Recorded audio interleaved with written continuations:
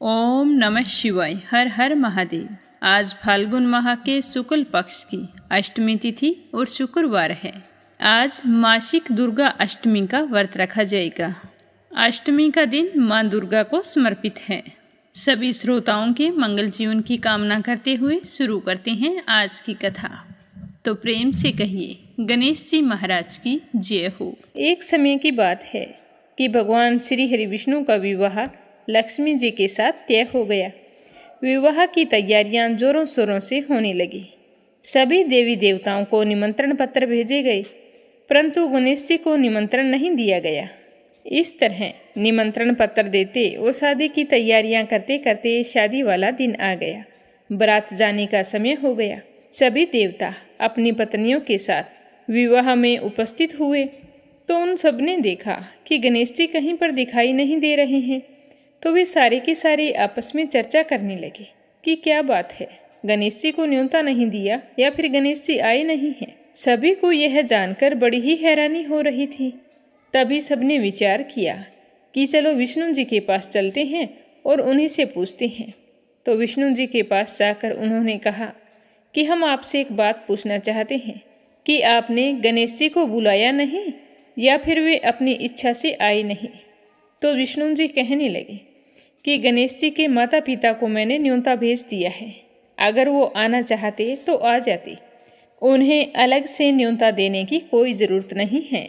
दूसरी बात ये है कि उनको 1.25 मन मूंग, 1.25 मन चावल, 1.25 मन घी और 1.25 मन लड्डू का भोजन दिन भर में चाहिए। अगर हम उसे बारात में लेकर चले गए तो उन्हें इस तरह खाता देखकर सारे लोग हंसेंगे। दूसरे के घर जाकर इतना सारा खाना पीना अच्छा भी तो नहीं लगता।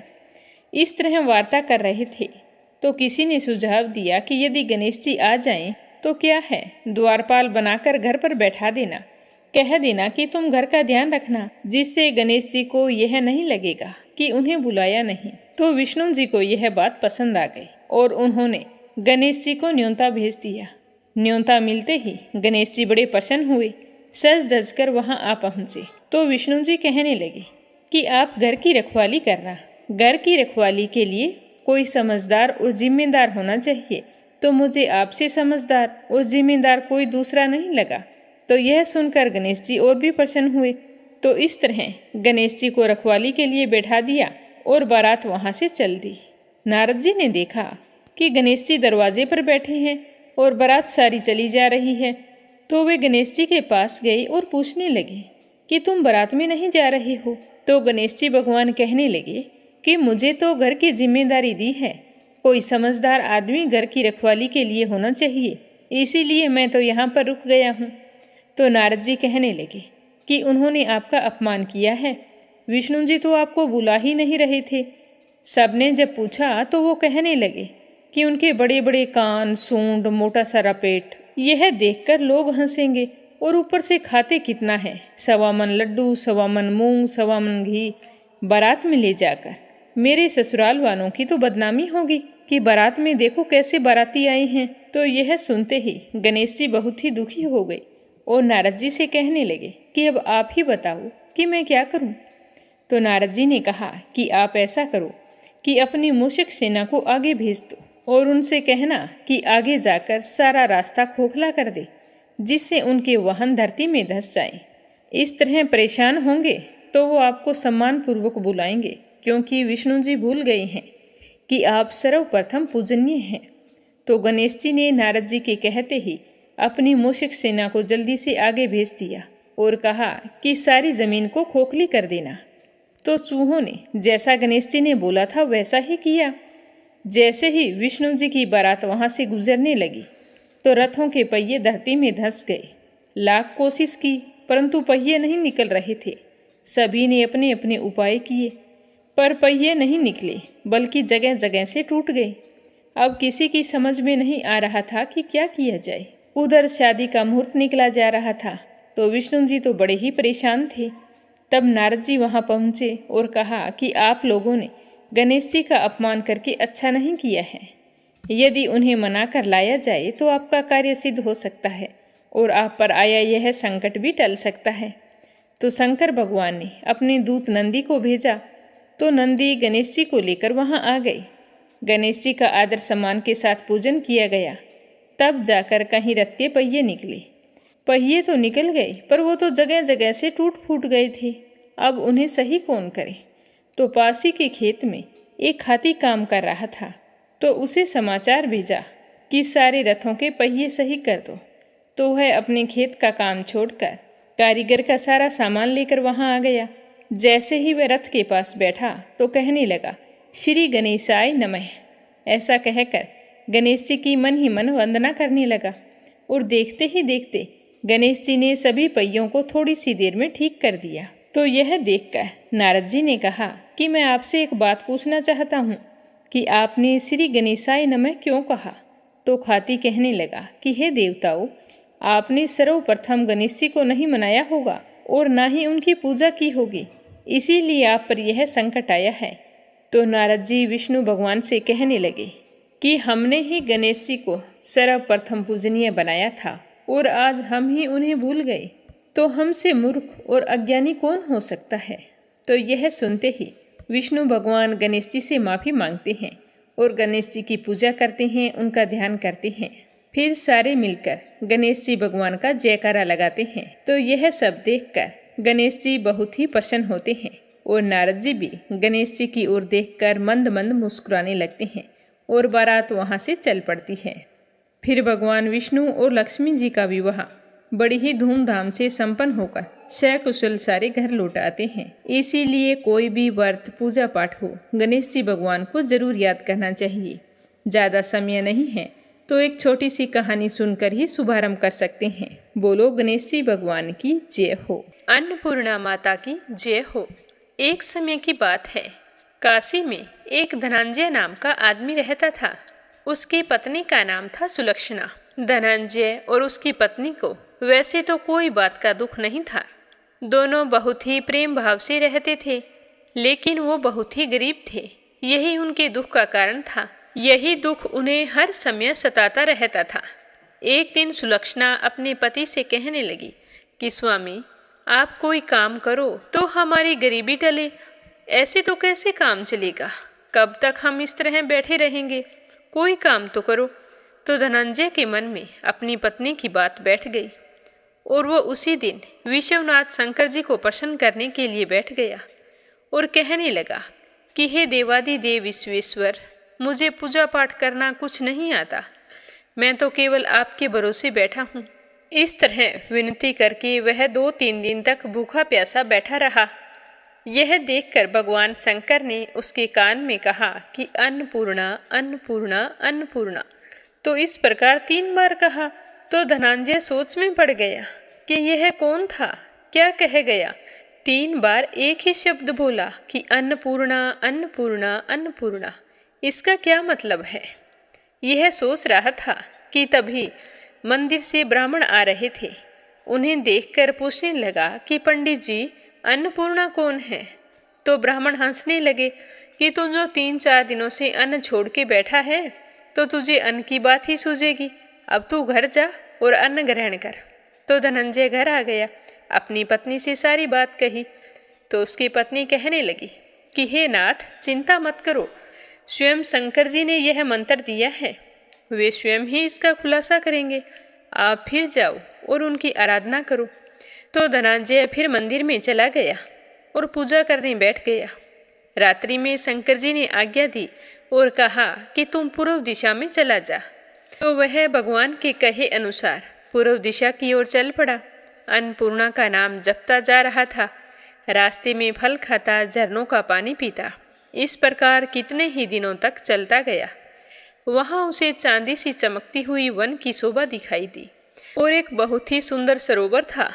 उसके किनारे कितनी ही अप्सराएं झुंड बनाकर बैठी थी, एक कथा सुना रही थी और बाकी सारी मिलकर माँ अन्नपूर्णा बार बार कह रही थी। तो यह मार्गशीर्ष मास की उजेली रात्रि थी और उनका अन्नपूर्णा माता का व्रत था। जिस शब्द की खोज करने के लिए वह निकला था, वह शब्द उसे वहां सुनाई दिया। तो धनंजय उनके पास गया और पूछने लगा कि हे देवियों, आप यह क्या कर रही हो? तो उन्होंने कहा कि हम सारी की सारी माँ अन्नपूर्णा का व्रत करती हैं। तो धनंजय पूछने लगा कि देवियों, इस व्रत के करने से क्या फल मिलता है? क्या यह व्रत किसी और ने भी किया है? इस व्रत को कब किया जाता है? कैसा व्रत है और इसकी पूजा विधि क्या है? सब कुछ मुझे विस्तार से बताओ। तो वो सारी अप्सराएं कहने लगी कि इस व्रत को कोई भी कर सकता है। 21 दिन के लिए 21 गांठ का सूत लेना चाहिए। 21 दिन यदि ना बने तो एक दिन उपवास करे। यदि यह भी ना कर सके तो केवल कथा सुनकर प्रसाद ग्रहण करे। पर ध्यान रखें कि कथा सुने तब तक निराहार रहना चाहिए। अगर कथा सुनने वाला कोई ना मिले तो पीपल के पत्तों को रखकर सुपारी या घृत कुमारी वृक्ष के सामने कर दीपक को साक्षी मानकर सूर्य, गाय, तुलसी या महादेव को कथा सुनाए। कथा सुनने से पहले मुख में एक दाना तक ना डालें। यदि भूल से भी कुछ आपके मुंह में चला जाता है तो एक दिन फिर से उपवास करें। व्रत के दिन क्रोध ना करें और झूठ भी ना बोलें। धनंजय कहने लगा कि इस व्रत के करने से क्या होगा? तो वो कहने लगी कि अंधों को नेत्र मिले, लूलों को हाथ मिले, निर्धन के घर धन आए, बांझी को संतान मिले, मूर्ख को विद्या आए। जो जिस कामना से इस व्रत को करे, माँ अन्नपूर्णा उसकी सारी मनोकामनाएं पूर्ण करती है। वह कहने लगा कि बहनों, मेरे पास धन नहीं है, विद्या भी नहीं है, कुछ भी तो नहीं है। मैं तो दुखिया ब्राह्मण हूँ। क्या तुम मुझे इस व्रत का सूत दोगी? तो वो कहने लगी कि हाँ भाई, तेरा कल्याण हो, हम तुम्हें अवश्य देंगे। ये लो व्रत का मंगल सूत। तो धनंजय ने भी उस दिन से व्रत शुरू कर दिया। व्रत पूरा हुआ तो सरोवर में से 21 खंड की सोने की हीरा मोती जड़ी हुई एक सीढ़ी प्रकट हुई। धनंजय जय अन्नपूर्णा अन्नपूर्णा कहता हुआ इस सीढ़ियों में उतरता ही गया। तो उतरते उतरते उसने देखा कि करोड़ों सूर्य से प्रकाशमान अन्नपूर्णा माता का मंदिर है। उसके सामने सोने के सिंहासन पर माता अन्नपूर्णा विराजमान है। सामने भिक्षा हेतु शंकर जी खड़े हैं। देवांगनाएं चंवर डुलाती है, कितने ही हथियार बांधे पहरा देती है। तो धनंजय दौड़कर जगदम्बा के चरणों में गिर गया। तो देवी माँ उसके मन का क्लेश जान गई। धनंजय कहने लगा कि माता, आप तो अंतर्यामिनी हो, मैं अपनी दशा क्या बताऊं? तो माता कहने लगी कि मेरा व्रत किया है, जा सारा संसार तेरा सत्कार करेगा। माता ने धनंजय की जीवा पर बीज मंत्र लिख दिया। अब तो उसके रोम रोम में विद्या प्रकट हो गई। इतने में धनंजय देखता है कि वह तो काशी विश्वनाथ के मंदिर में खड़ा है। तो माँ का वरदान लेकर धनंजय घर आ गया। सुलक्षणा से सारी बात बताई। तो माताजी की कृपा से उसके घर में धन संपत्ति उमड़ने लगी। वह तो खूब धनवान हो गया। उसका छोटा सा घर अब तो बहुत बड़े घरों में गिना जाने लगा। जैसे शहद के छत्ते में मक्खियाँ जमा होती है, उसी प्रकार उनके घर अनेकों सगे संबंधी आकर उसकी बड़ाई करने लगे। कहने लगे कि इतना सारा धन, इतना बड़ा और सुंदर घर, पर तुम्हारे तो संतान नहीं है, तो इस कमाई का भोग कौन करेगा? सुलक्षणा के संतान नहीं हो सकती, इसीलिए धनंजय तुम्हें दूसरा विवाह कर लेना चाहिए। तो धनंजय की इच्छा नहीं थी, पर रिश्तेदारों के दबाव बनाने पर धनंजय को दूसरा विवाह करना पड़ा। अब सती सुलक्षणा को सोत का दुख उठाना पड़ा। इस प्रकार दिन बीतते गए। फिर अगन का महीना आया। तो सुलक्षणा का पति तो अपनी दूसरी पत्नी के साथ रहता था, नए बंधन में बंधा हुआ था। तो सुलक्षणा ने अपने पति से कहलाया कि हम व्रत के प्रभाव से सुखी हुए हैं, हमें यह व्रत नहीं छोड़ना चाहिए। ये तो सब माता जी का ही प्रताप है जो हम इतने सुखी और संपन्न हैं। तो सुलक्षणा की बात सुनकर धनंजय उसके यहाँ आया और व्रत में बैठ गया। धनंजय की नई पत्नी को इस बात की खबर नहीं थी कि वो व्रत में पूजा पाठ कर रहा है। वह धनंजय के आने की राह देखती रही। दिन बीतते गए। व्रत पूर्ण होने में 3 दिन बचे थे। तब धनंजय की दूसरी पत्नी को पता चल गया कि उसका पति सुलक्षणा के पास है। तो उसके मन में ईर्ष्या की ज्वाला दहकने लगी और वह क्रोधित हुई सुलक्षणा के घर आ गई। वहां आकर जोर जोर से शोर मचाने लगी और धनंजय से कहा कि तुम मेरे साथ चलो। यह कहकर धनंजय को अपने साथ ले गई। धनंजय ने अपनी पत्नी को बहुत समझाने की कोशिश की, पर उसने एक भी नहीं सुनी। थोड़ी देर बाद में धनंजय को पूजा करते हुए कई दिन हो गए थे, तो थकान के कारण उसे नींद आ गई। तो उसी समय उसकी नई पत्नी ने उसके व्रत का सूत तोड़कर आग में फेंक दिया। अब तो माताजी का कोप जाग गया। उसके घर में अचानक से आग लग गई, सब कुछ जलकर खाक हो गया। जब सुलक्षणा को पता चला तो वह समझ गई कि यह सब माताजी का ही प्रकोप है। तो वह अपनी सोत के घर आई, जहां अपने पति और उसकी पत्नी को बैठे हुए देखा। खाने पीने को कुछ नहीं था, तो सुलक्षणा अपने पति को वहां से अपने साथ ले आई। यह देखकर धनंजय की दूसरी पत्नी को बहुत ही गुस्सा आया और वह रूठकर अपने पिता के घर चली गई। अब पति को परमेश्वर मानने वाली सुलक्षणा कहने लगी कि हे स्वामी, घबराना बिल्कुल नहीं, माताजी की कृपा अलौकिक है। पुत्र कुपुत्र हो जाता है, पर माता कुमाता कभी नहीं होती। अब आप श्रद्धा और भक्ति से आराधना शुरू करो, वे जरूर हमारा कल्याण करेंगी। तो सुलक्षणा की बात सुनकर धनंजय फिर से माता रानी की पूजा में लग गया। जैसे ही 21 दिन की पूजा पूरी हुई तो वहीं सरोवर सीढ़ी प्रकट हुई। तो धनंजय माँ अन्नपूर्णा कहता हुआ उस सीढ़ियों में उतर गया और माता रानी के चरणों में जाकर रुंदन करने लगा।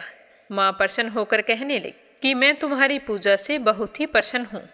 पहले तूने मेरे व्रत को बीच में तोड़ा था, इसी कारण मेरा कोप हुआ था, पर अब तुझे कोई भय नहीं है। ये ले मेरे सोने की मूर्ति ले जा और इसकी पूजा करते रहना, तो फिर से सुखी हो जाएगा। जा, तुझे मेरा आशीर्वाद है। तेरी पत्नी सुलक्षणा ने पूरी श्रद्धा से मेरा व्रत किया है, तो मैंने उसे पुत्र प्राप्ति का आशीर्वाद दिया है। माता रानी के ऐसा कहते ही धनंजय की एकदम से आंखें खुली, तो वह खुद को काशी विश्वनाथ मंदिर में खड़ा पाया। वहां से फिर वह अपने घर गया और खुश होते हुए सारी बात बताई। तो माता रानी की कृपा से सुलक्षणा के दिन चढ़े और 9 महीने पूरे होते ही एक सुंदर पुत्र को जन्म दिया। तो गांव में तो आश्चर्य की लहर दौड़ गई कि सुलक्षणा के तो बच्चे होते ही नहीं थे, देखो माता रानी का चमत्कार हुआ है। तो इसी प्रकार उस गांव में एक निसंतान सेठ रहता था। उसने भी माँ अन्नपूर्णा का व्रत किया, जिससे उन्हें संतान की प्राप्ति हुई। तो माता रानी का चमत्कार देखकर वह सेठ बहुत ही प्रसन्न हुआ और उस गांव में माता अन्नपूर्णा का मंदिर बनवा दिया। तो उसमें माता रानी बड़ी धूमधाम से पधारी, यज्ञ किया गया और सेठ जी ने धनंजय को मंदिर का पुजारी बना दिया। जीविका के लिए मंदिर की दक्षिणा और रहने के लिए बड़ा सा सुंदर भवन दे दिया। अब धनंजय अपनी पत्नी और पुत्र के साथ वहां रहने लगा। वहां माताजी का खूब चढ़ावा आता, उससे खूब आमदनी होती। उधर नई बहू के पिता के घर में डाकुओं ने डाका डाल दिया और सब कुछ लूट गया। अब वे तो भीख मांगकर पेट भरने लगे। सुलक्षणा को जब इस बात का पता चला तो उन्हें बुलावा भेजा। संदेशा मिलते ही बाप बेटी दोनों वहां आ पहुंचे और सुलक्षणा से माफी मांगने लगे। सुलक्षणा ने उन्हें अलग घर बनवा दिया और उनके अन्न वस्त्र का प्रबंध कर दिया। धनंजय, सुलक्षणा और उसका पुत्र माताजी की कृपा से आनंद पूर्वक रहने लगे। हे माता रानी, जैसे आपने धनंजय और सुलक्षणा के भंडार भरे, वैसे सबके भंडार भरना। जो भी आपका व्रत रखकर आपकी इस कथा को श्रद्धा भाव से सुने, उसकी सारी मनोकामनाएं पूर्ण करना। बोलो अन्नपूर्णा माता की जय हो। अब अपने सुनेंगे विष्णु पुराण का आगे का अध्याय। तो प्रेम भाव से कहिए, श्री हरि विष्णु भगवान के अनंत स्वरूपों की जय हो। विष्णु पुराण की जय हो। हस्तिनापुर के सिंहासन के लिए लड़ा गया महाभारत का महासंग्राम अंतिम चरण में पहुंच चुका था। भीष्म, द्रोण, कर्ण, शकुनी, जयद्रथ और कौरवों के अनेकों महारथी वीर गति को प्राप्त हो चुके थे। अब युद्ध भूमि में केवल दुर्योधन, अश्वत्थामा, कृपाचार्य और कृतवर्मा ही शेष बचे थे। पांडवों की जीत एक तरह से तो निश्चित लग रही थी, लेकिन अब भी एक बड़ा संघर्ष बचा हुआ था। दुर्योधन का अंतिम गदा युद्ध भीम के साथ, अश्वत्थामा का प्रतिशोध पांडवों और उनके वंश के विरुद्ध। दुर्योधन अपने भाइयों और सेनापतियों की मृत्यु देखकर हताश और पराजित हो चुका था। उसने भयभीत होते हुए युद्ध भूमि को छोड़ने का निश्चय किया और अपनी गदा उठाकर वहां से भाग निकला। और द्वैपायन सरोवर में जल के भीतर जाकर अदृश्य हो गया। उसने अपने पूरे शरीर पर जल का लेप करके अपनी रक्षा की ताकि उसे कोई देख ना ले। वन में इतनी शांति थी कि वहाँ केवल दुर्योधन की जोर जोर की श्वासों की ध्वनि ही सुनाई दे रही थी और दुर्योधन वहाँ पर छिपकर यही सोच रहा था कि मेरी सारी सेना समाप्त हो चुकी है और अब मैं एक अकेला ही बचा हूँ।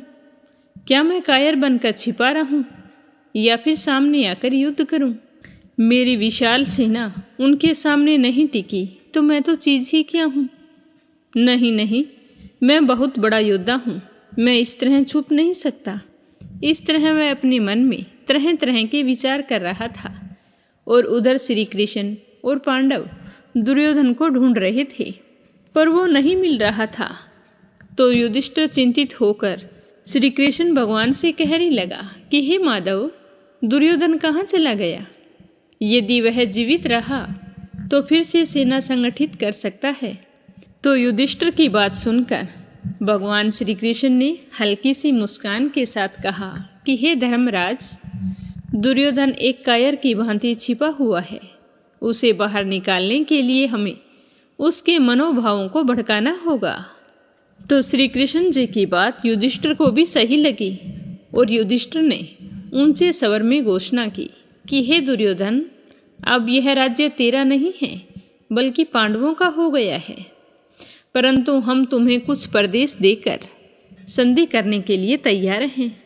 जब युधिष्ठिर की यह आवाज़ दुर्योधन के कानों में पड़ी तो उसके वचन सुनकर उसका अहंकार जाग उठा और वह क्रोधित होकर जल से बाहर आ गया और जोर से गरज कर कहा कि मैं कौरव वंश का योद्धा हूँ, मैं भीख में राज्य नहीं ले सकता।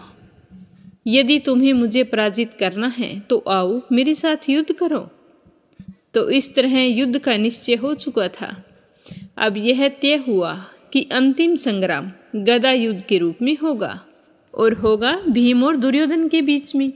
तो संपूर्ण रणभूमि अब साक्षी बनने वाली थी इसी महायुद्ध के अंतिम और निर्णायक द्वंद्व की।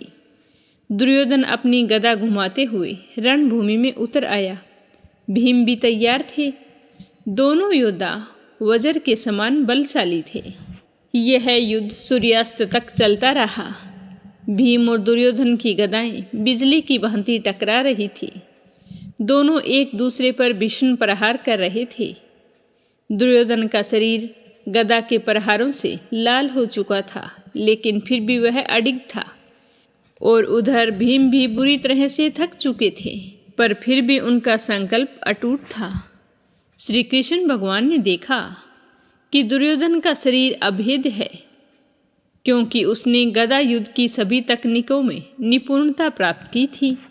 तो श्री कृष्ण भगवान ने भीम से संकेत में कहा कि हे भीम, यदि तुम इसे नीति से नहीं हराओगे तो यह अजय रहेगा। इसकी शक्ति इसकी गदा और इसकी जंघाओं में है।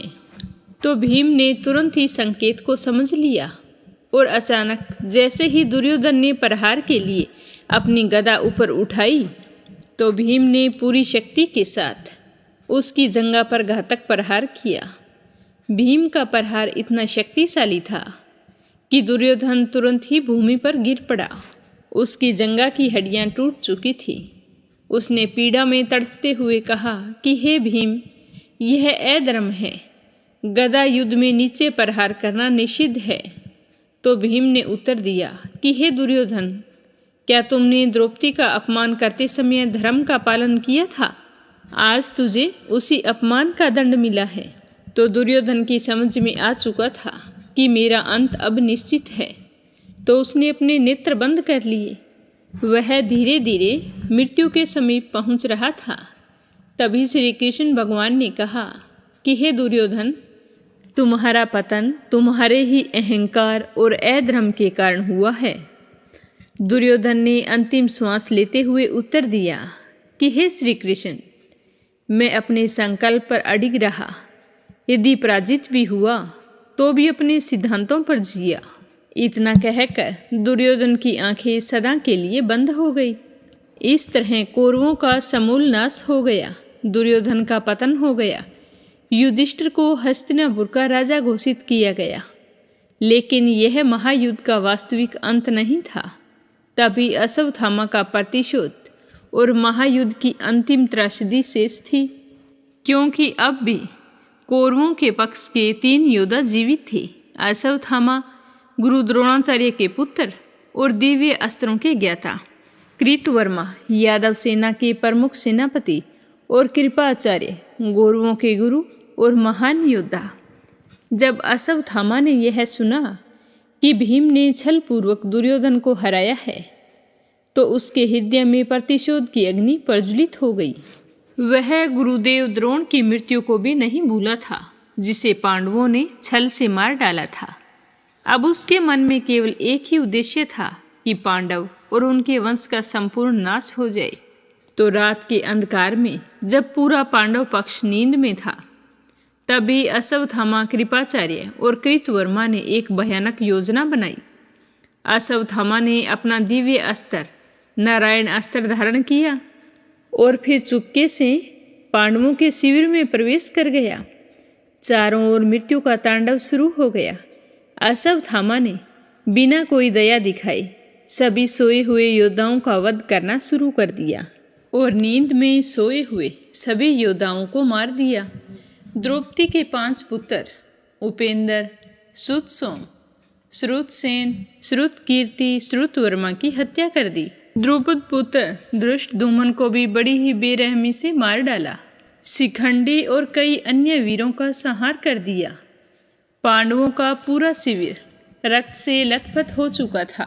जब सुबह हुई और पांडव शिविर में पहुंचे तो उन्होंने देखा कि चारों ओर रक्त ही रक्त फैला हुआ था। उनके सभी योद्धा निर्जीव पड़े थे।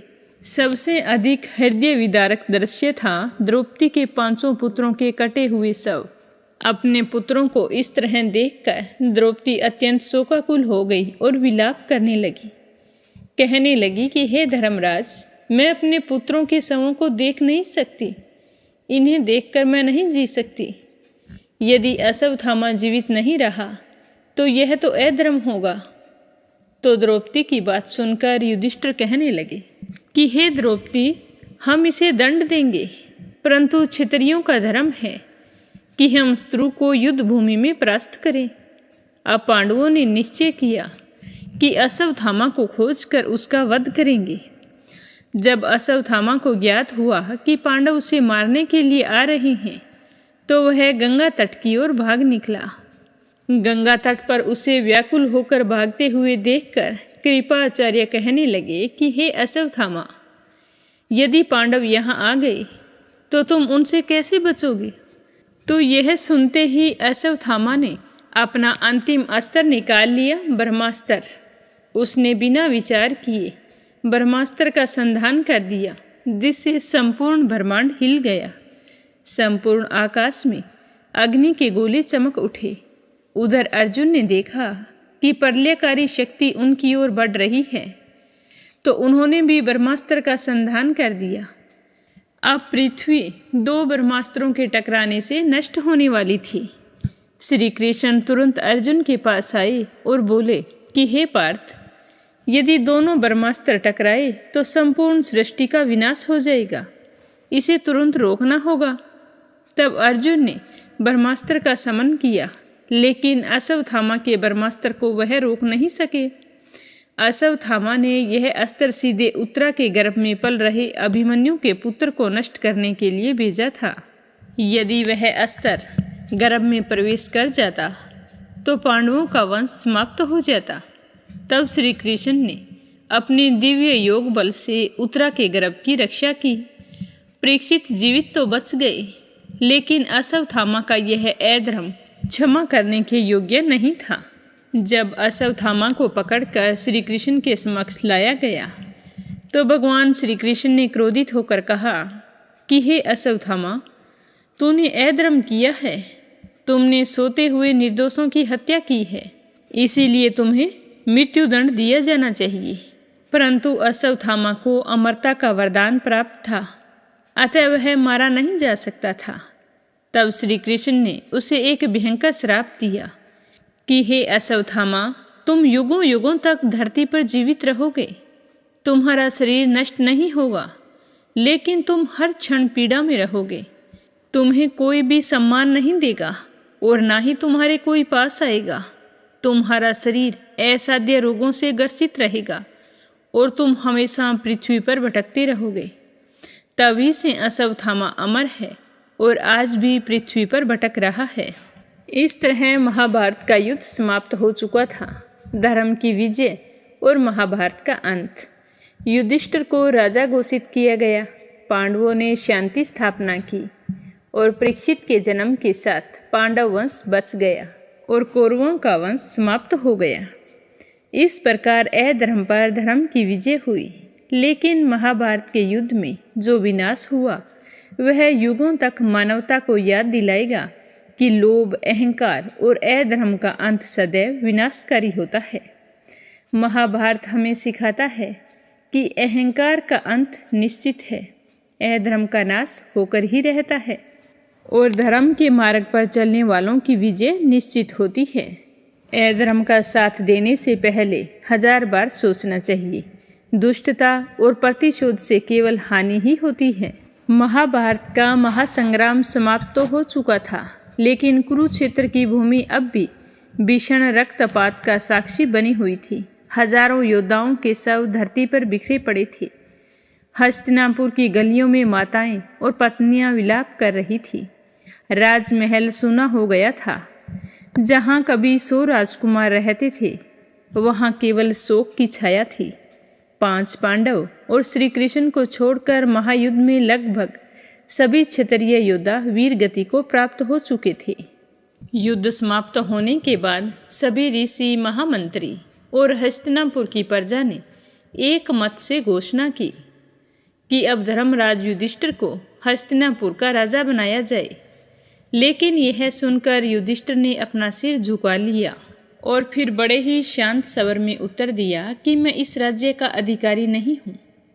इस युद्ध में हमने लाखों लोगों का संहार किया है।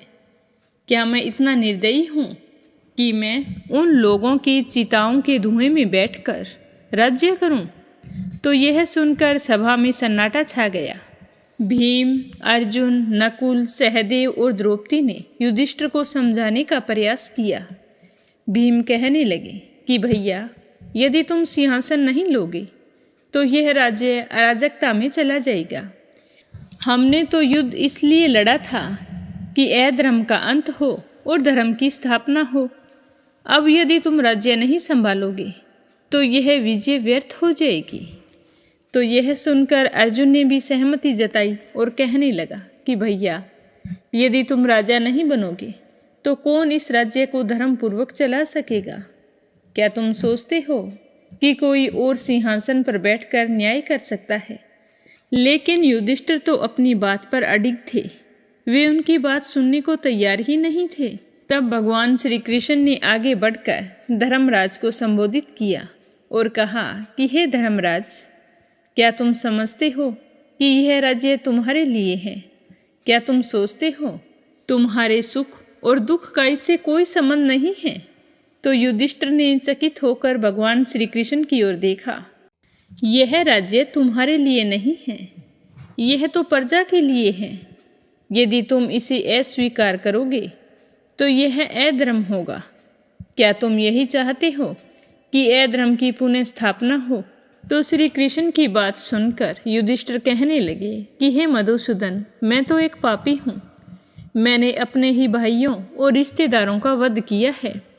मैंने उस महायुद्ध को होने दिया जिसमें लाखों निर्दोष मारे गए। क्या मैं इस सिंहासन पर बैठने के योग्य हूँ? तो युधिष्ठिर की बात सुनकर श्री कृष्ण ने कहा कि हे धर्मराज, यह मत सोचो कि यह युद्ध तुम्हारी इच्छा से हुआ था। यह सब कुछ पहले से ही तय था। जो कुछ भी हुआ वह समय की गति थी। अब यदि तुम धर्म का पालन नहीं करोगे तो तुम सच्चे धर्मराज कैसे रहोगे? तो श्री कृष्ण की बात सुनकर युधिष्ठिर चुप हो गए। तो श्री कृष्ण फिर कहने लगे कि धर्म का असली स्वरूप यह नहीं है कि तुम अपने कर्तव्य से भाग पड़ो, बल्कि धर्म का वास्तविक अर्थ है कि अपने कर्तव्यों को पूरी निष्ठा और न्याय के साथ निभाओ।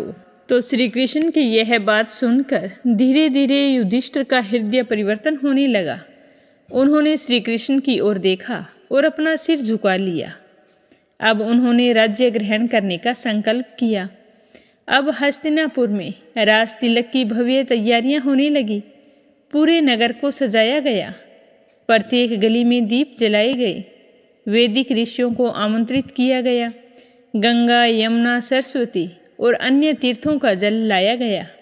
राज्य अभिषेक के दिन संपूर्ण हस्तिनापुर में उल्लास की लहर दौड़ गई। युधिष्ठिर को गंगा जल और तीर्थों के जल से स्नान कराया गया। फिर ऋषियों ने श्री कृष्ण के सानिध्य में युधिष्ठिर को राजमुकुट पहनाया।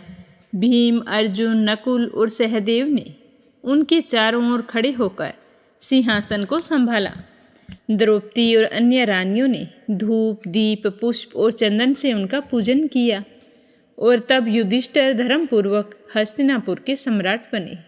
और फिर युधिष्ठिर ने अपने भाइयों को कुछ दायित्व सौंपे। भीमसेन को सेना और सुरक्षा का प्रमुख बनाया। अर्जुन को उत्तर दिशा का रक्षक नियुक्त किया। नकुल और सहदेव को प्रशासन और न्याय की व्यवस्था देखने का भार सौंपा गया। अब हस्तिनापुर में धर्म की स्थापना हो गई थी। कई वर्षों तक युधिष्ठिर ने धर्मपूर्वक राज्य किया। प्रजा सुखी और समृद्ध हो गई।